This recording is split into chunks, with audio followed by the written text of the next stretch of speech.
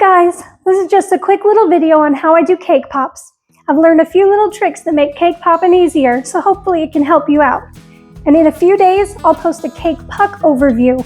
So like and subscribe so you can be in the know for when the next video drops. Now whatever cake mix you use, we're going to leave out the oil or butter and add a 1/3 cup of flour. I find that when I add oil or butter to the recipe, the oils make the sticks look greasy. Be sure to sift your cake mix and extra 1/3 cup of flour. After it's all sifted, add the other ingredients minus the oil or butter. For a cake mix, that usually means 3 eggs and 1 cup of water. Mix that on low for 30 seconds, then medium for 1 to 2 minutes. Then pour into a parchment-lined ungreased 9x13. Then cook at 325 instead of 350. Now, oven cooking times will vary, but usually even at 325, it'll still cook around the max time the recipe calls for a 9x13. But always make sure you stick it with a knife or a toothpick to make sure it comes out clean. When it's mostly cooled, I like to cut the darker outer layer off with a paring knife. This is not a must. I just like the way the finished product looks better without the darker stuff marring it. Then I'll cut it into 8s.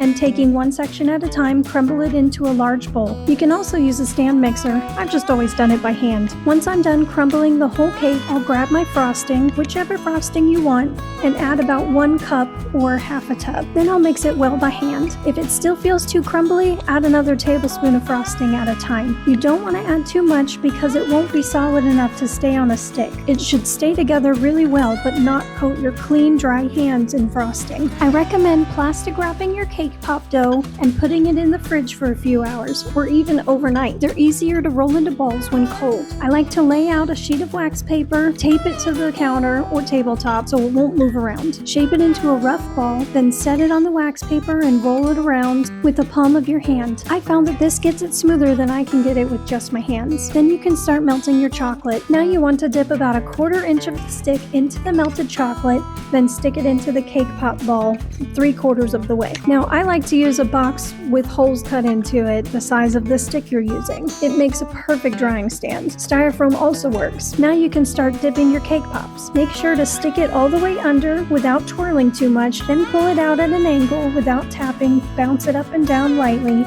until it stops dripping. If you're doing sprinkles, this is the time to add those while the chocolate is done dripping but not dry yet. Then stick them in your drying stand and let them dry completely. And there you have it. You can decorate these any way you want. With luster dust, sprinkles, little chocolate molded flowers. Sky's the limit. Hope you enjoy.